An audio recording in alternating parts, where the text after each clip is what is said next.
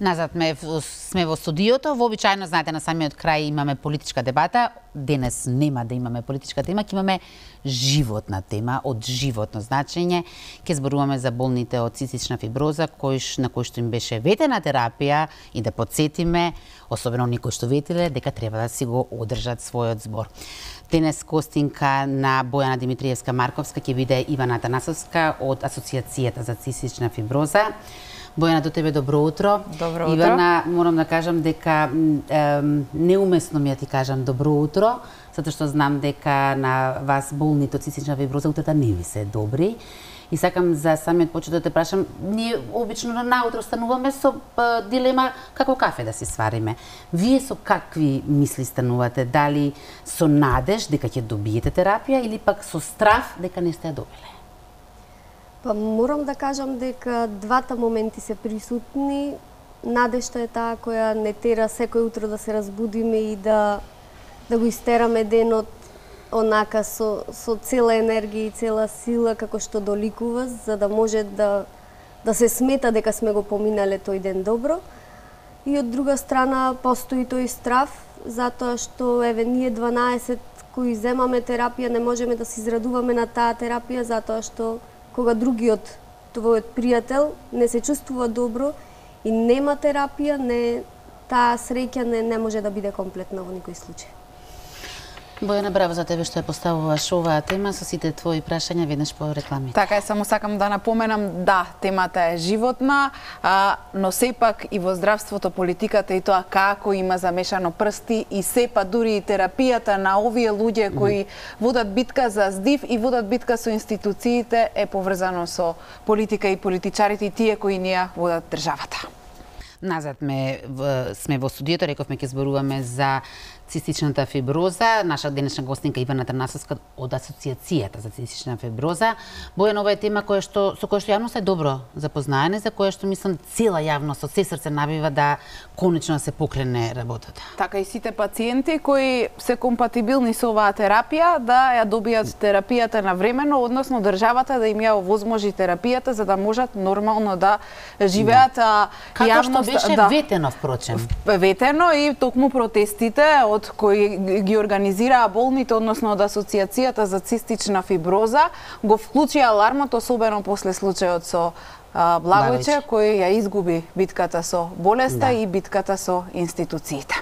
За сите овие прашања за тоа докаде е терапијата, па и центарот кој се ветуваше за цистична фиброза, разговараме со Ивана Атанасовска.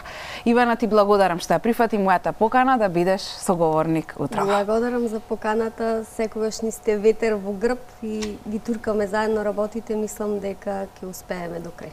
Јас ветувам дека како медиуми ќе продолжиме да ви бидеме поддршка и со вас заедно да ја водиме битката за навремена терапија. На почеток, што се случи со лекот Трикафта, кој беше ветен дека ќе биде обезбеден од надлежните, но се уште го немате примено овој лек. Кои се вашите информации што велат од Министерството за здравство? Затоа што 6 месеци од прилика имаше еден застој од како ние 12 почнавме со терапија, кои бевме, да речам, во една потешка фаза од болеста. Некои веќе беа на кислородна поддршка, неколку мина бевме пред таа фаза и откако почнавме со терапија и откако од старт се видоа големиот напредок не само во функционалноста на белодробието, туку комплетен напредок и во тежина и во подобри резултати. Еве, голем дел од нас се немаат хоспитализирано во овој период од 7 месеци, што за нас би значило дека минимум 2 пати досега ќе бевме во болница 2 недели. Стана еден молк, пред скоро време наши представници беа во Министерството за здравство. Им беше повторно кажано дека до крај на година, како што и впрочем претходно имавме информација, дека до крај на година ќе се обезбеди терапија за околу 55 пациенти. Меѓутоа ни рекоа дека таа бројка може да биде и нешто поголема, во зависност од тоа како ќе одат преговорите со компанијата. И сме во очекување, меѓутоа цел тој вакуум, да речам, простор од 6-7 месеци е некако за сите пациенти, па и за нивните родители е страшен, затоа што кога немате информација не можете да се израдувате на тоа што следува.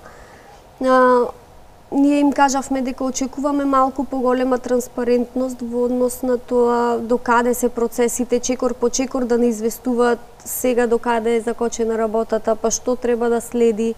И сите тие работи за еден начин и родителите и пациентите кои се и тинејџери, знаете, се во една така критична возраст, да бидат малку послободни, да можат да си се израдуваат дека им следи убав период во животот. Сега останува да ги чекаме работите, меѓутоа се надевам дека нема да се случи нешто што би било непожелно за никој. 12 пациенти во моментот ја примате оваа терапија, за вас беше ветена, што е со останатите, на колку вкупно пациенти им е потребен лекот Трикафта? Конкретни информации како здружение ние немаме, бидејќи тие информации ги имаат лекарите кои ја третираат оваа состојба, но од прилика нашите сознанија се дека 80 на пациенти се компатибилни за Трикафта според мутацијата и според годините. Сега проблемот во нашата држава што се јавува е дека според протоколите кои ги направија од Министерството за здравство и тимот кој го има оформено од лекари и други медицински работници, кај нас пропишана годишна граница е над 12 години. Во Америка таа граница е веќе од 2 години нагоре, значи секое дете кое има наполнето 2 години може безбедно да ја прима Трикафта и има голем напредок. Во Европа беше од 6 години и во моментов е процедура да се симни границата исто од 2 години. Она што го имаме како сознание од другите држави околу нас е дека со Црна Гора последно контактирав со пациенти и родители од нивното здружение, кои впрочем и ни дадоа и поддршка преку видео, кое го објавивме на нашата веб страница, е дека тие имаат од 6 години за сите пациенти терапија овозможено и се во контакт со нивното министерство, нивната влада, дека штом во Европа биде дозволен тој период од 2 годишна возраст натаму да се зема терапијата и кај нив ќе биде вклучена и за најмалите пациенти. Но дали во овие соседни земји имаат проблеми како што имате вие тука? Или лекот им е достапен? На почеток сите го истераа, да речам, тешкиот пат, меѓутоа кај нив за среќа немаш изгубен живот како кај нас. Нивните власти некако побрзо реагираа да се средат сите тие работи и сега одат некако полесно сите процеси и се во постојана комуникација со надлежните. Да, но кај не се случи најлошото. Кај нели велиме треба се случи најлошото за да трне најдо пред очите на целата јавност почина Благоевче, затоа што веќе ја следевме ние ситуацијата. Што треба да се случи за да се реши проблемот? Да, па за жал пред да почини Благоевче ние многу време апелиравме, бевме еднаш и пред влада каде што напоменав за да ги носат побрзо одлуките, да пробаат да дишат низ цевче, тие кои ги носат одлуките, барем 20 на секунди, за да ја видат тешкотијата на секој од пациентите со која се соочува преку целиот ден, а не во 20 секунди. Дали основната терапија ви е достапна? За жал и тука имаме проблем. Панкреасните ензими кои треба да ги примаме со секој оброк за возрастни не се достапни. Ова е веќе можеби 5-6 месец како ја нема оваа терапија. Се снаоѓаме со тоа што веќе земаме терапија за помали пациенти, значи помалку единици, па ги дуплираме апчињата. Меѓутоа тоа не е сепак соодветно решение и покрај тоа што станува збор за истиот лек, нормално тоа го оптеретува и желудникот и си носи негативни последици ако се пролонгира тој процес на несоодветно третирање на состојбата. Во однос на инхалаторната терапија моментално е достапна. Ке видиме, обично се случува застој секогаш кога има тендерски постапки, па секоја година се случува да доцни терапија. Се надеваме дека ќе се подобрат и тие работи, бидејќи апелираме и на тоа постојано. А ова со панкреасните ензими е реално голем проблем, затоа што 99% би рекла од пациентите користат такви ензими. И како напредува терапијата за цистичната фиброза, веќе имаме и адултни пациенти над 18 години, најстариот пациент ни е 45 години, девојка која веќе ја прима трикафтата, затоа што беше 7 години на кислородна поддршка. Кај неа се забележи исто голем напредок во терапијата, покрај тоа што и се намалија многу хлоридите во потта, веќе може да издржува до 4 часа без кислород, што е реално голем напредок, затоа што беше врзана 7 години за кревет и за кислородна поддршка. И се надеваме дека со долгорочно користење на терапијата ќе може да се врати во фаза во која била пред 15 години. Меѓутоа треба таа терапија да биде постојана, без прекини, и за жал и во тој дел стравуваме искрено, затоа што ние кои почнавме има обезбедено терапија за до декември или за до јануари.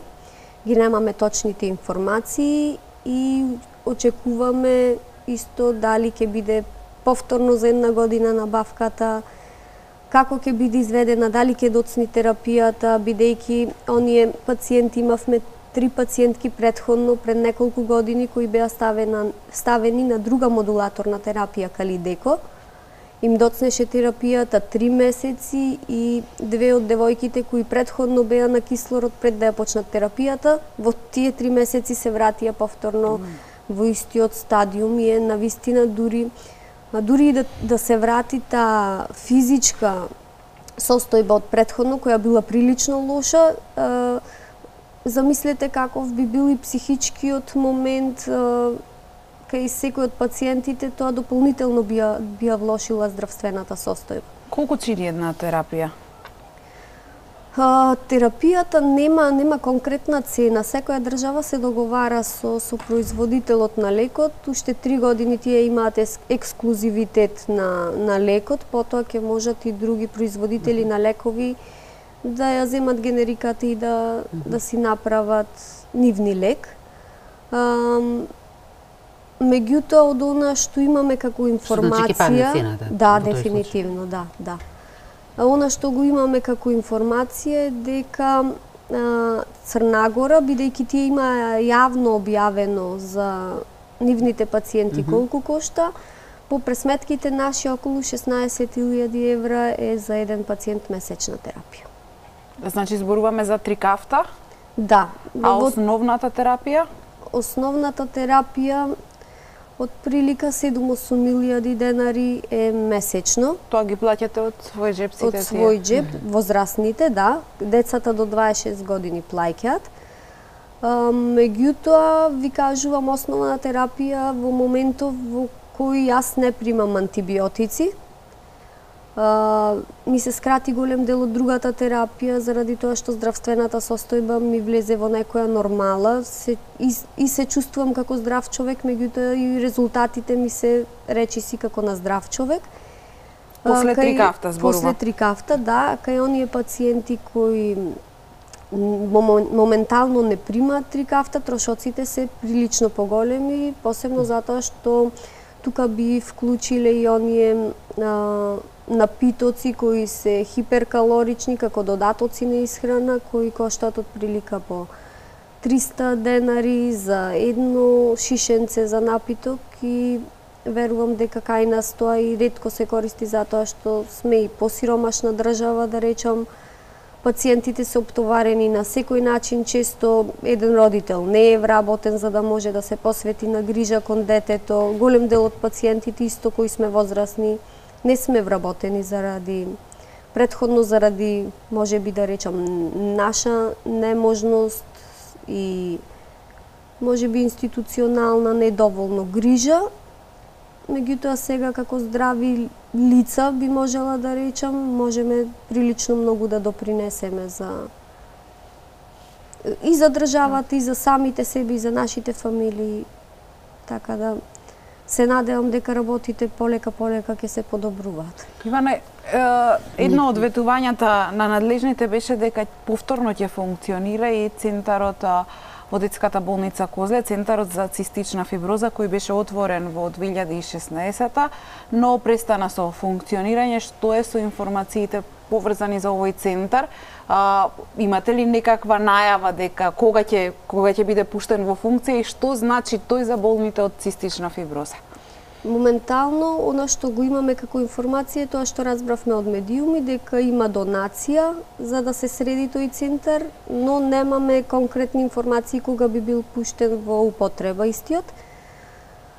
За пациентите е многу важно да се има центар за цистична фиброза, затоа што нема да бидат растрчани по ходници каде што има други болни, посебно моменталната состојба која е на пулмологија. Таму има само една соба за пациент, што значи дека треба да се чека ред. Ако некој се влоши, ќе треба да се најде алтернатива некоја додека не се ослободи таа соба. И секако мешањето со други пациенти со белодробни болести е од голем ризик за пациентите со цистична фиброза, така да од тој аспект таа изолираност би била на многу повисоко ниво. Искра, мислам дека имаш ти дополнителни прашања. Имаме за на крај уште еден настан што сака да го најави Ивана за сите добронамирници. Јас само сакав да кажам, Бојана, јас се чувствувам засрамено, иако реално не сум моќна нешто да направам. Не знам како се чувствуваат тие кои што знаат дека можат да превземат нешто. Па, веројатно, затоа се и на таа функција поставени, затоа што верувам дека немаат чувства и дека и постојано имаат барања од сите пациенти, од сите граѓани, не е само еден министер или само една надлежна институција.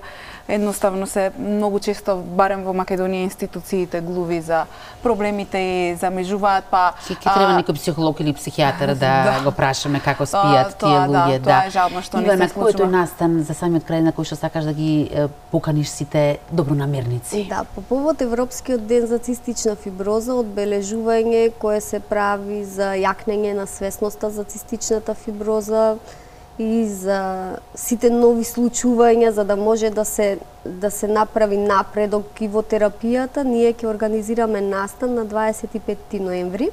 По повод? По повод Европскиот ден за цистична фиброза. Тој не е на тој ден, но вие Не, Европскиот ден е на 21 ноември. Ние сакавме да биде во викенд, да можат повеќе луѓе да дојдат. Настанот ќе биде вдиши за ЦЕФ, со тоа што ќе се тргнува од средноводно до врвнаводно со пешачење, со екипа, со водич и горе ќе имаме мала, да речам, забава со музичка програма.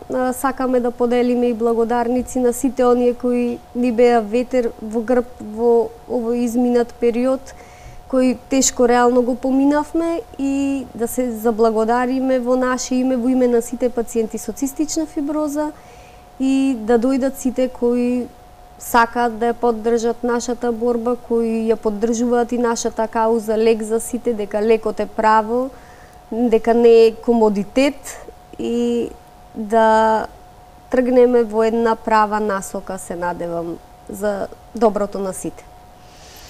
И дека политиката треба да ги тргне рацете кога е во прашање лекот, здравството, пациентите и животот на секој граѓанин. Да се искористи во позитивна насока политиката, ако може некогаш. Апсолутно, се согласувам. Ивана, многу ти благодарам. Благодарам. Бојана, тебе ти благодарам што ја покани Ивана и се надевам следниот пат кога ќе ни дојде со добри вести, ќе дојде дека ќе има напредок. Да, Ивана, благодарности од мене што беше дел од утринската на Алфа, благодарности до сите гледачи кои не следеа утрова.